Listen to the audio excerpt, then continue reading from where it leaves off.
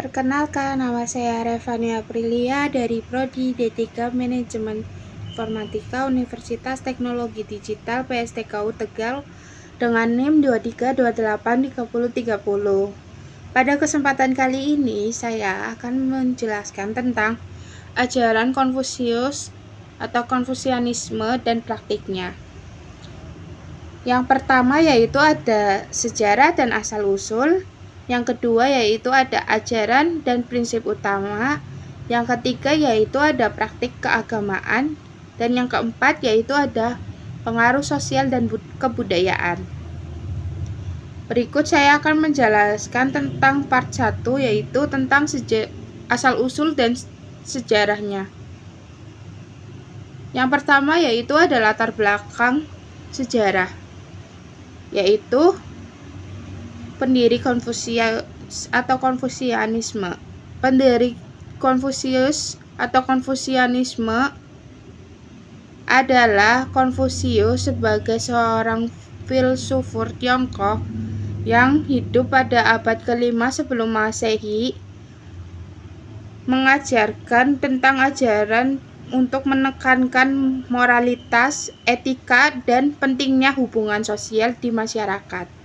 Yang kedua yaitu pada masa dinasti Zhou, yaitu pada tahun 1046 sampai 256 sebelum Masehi, merupakan periode di mana Konfusianisme atau Konfusius mulai berkembang. Hal ini adalah era pemerintahan feodal yang kompleks dan krisis politik yang memicu solusi moral. Yang ketiga yaitu pengaruh zaman kuno. Pada zaman kuno menyaksikan adanya kemunculan berbagai pemikiran filsafat di Tiongkok, termasuk Taoisme dan legalisme yang berinteraksi dan berkonflik dengan ajaran Konfusius yang membentuk momen sejarah integral. Yang selanjutnya yaitu ada penyebaran dan penerimaan. Penyebaran di Asia. Konfusius menyebarkan ke berbagai negara Asia Timur seperti Korea, Jepang, dan Vietnam yang mempunyai pengaruh sistem pendidikan dan nilai budaya masyarakat region tersebut. Yang selanjutnya yaitu penerimaan di negara Indonesia. Di Indonesia, Konfusius diterima oleh komunitas Tionghoa yang datang ke pulau-pulau pada abad ke-15 dan berkontribusi dalam pembentukan identitas budaya dan sosial masyarakat Tionghoa di Indonesia. Yang selanjutnya part 2 tentang ajaran dan prinsip utama. Konsep Tian dan Tao. Pengertian Tian yaitu Tian merujuk kepada konsep langit atau surga, yang dimana banyak ajaran tradisional yang melambangkan hukum alam dan prinsip ilahi yang mengatur kehidupan manusia. Yang selanjutnya yaitu ada Tao sebagai jalan hidup. Tao seiring diterjemahkan sebagai jalan atau cara, merupakan perpaduan berbagai individu untuk menjalani kehidupan yang harmonis sesuai dengan prinsip-prinsip alam semesta.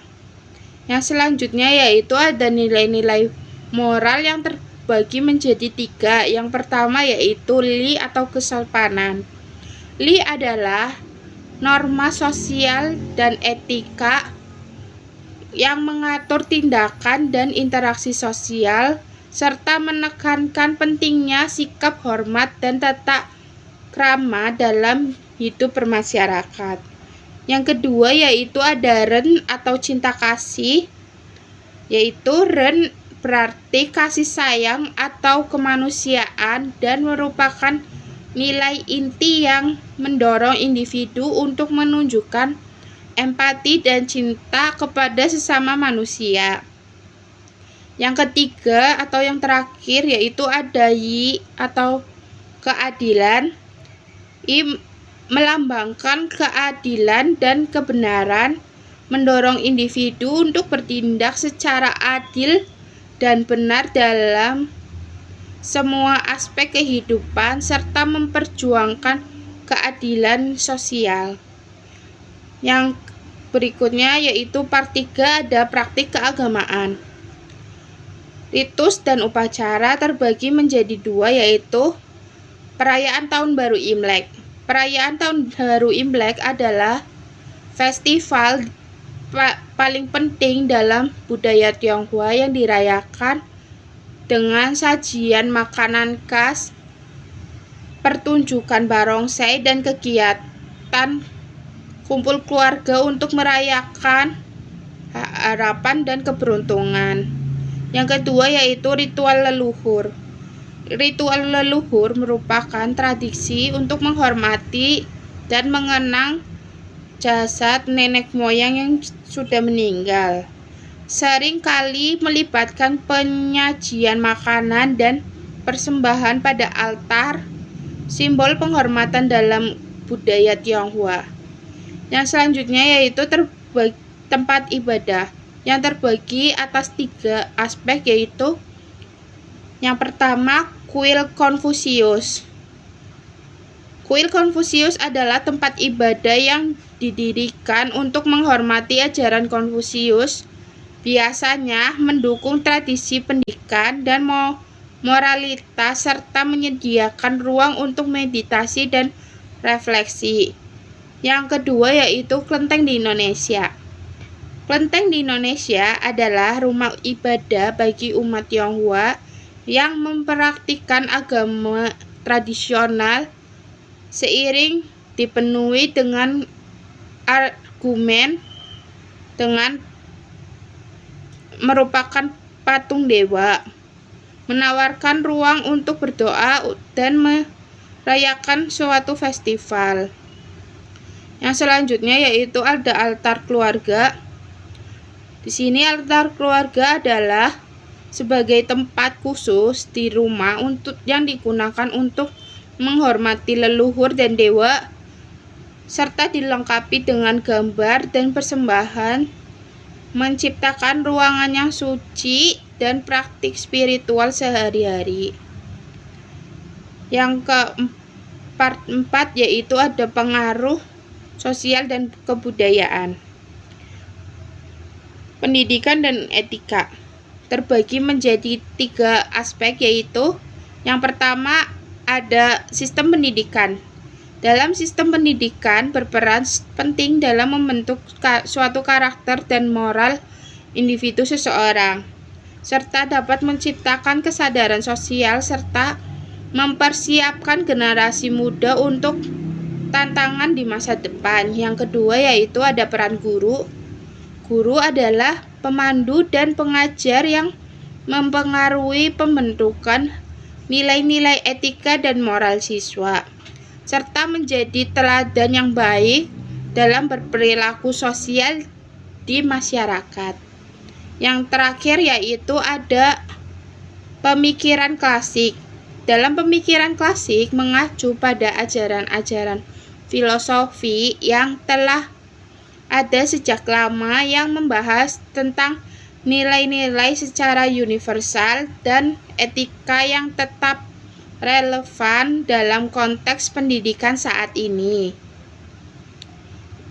Kemudian ada Konfusianisme dalam seni, terbagi menjadi 4 yaitu yang pertama ada filosofi dalam literatur. Filosofi Konfusianisme tercermin dalam banyak karya sastra yang menunjukkan nilai moral dan etika yang menyadari dan mendasari interaksi manusia serta hubungan dengan masyarakat.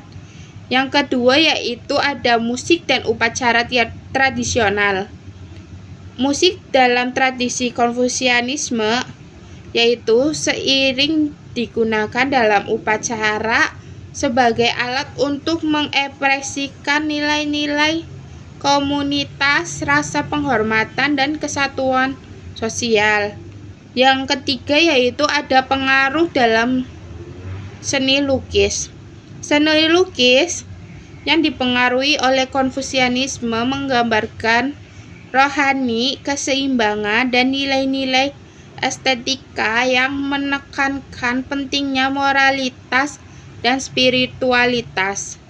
Yang terakhir yaitu ada pengaruh dalam tari. Tari yang dipengaruhi oleh Konfusianisme seringkali mengekspresikan tema kehidupan sosial, kesetiaan, dan tradisi untuk menciptakan kembali cerita dan nilai-nilai budaya yang luhur. Sekian penjelasan saya mengenai ajaran Konfusius dan praktiknya. Sebelumnya, terimalah salam peneguhan iman kita hanya dalam kebajikan yang Tuhan berkenan. Weita Tung Tian.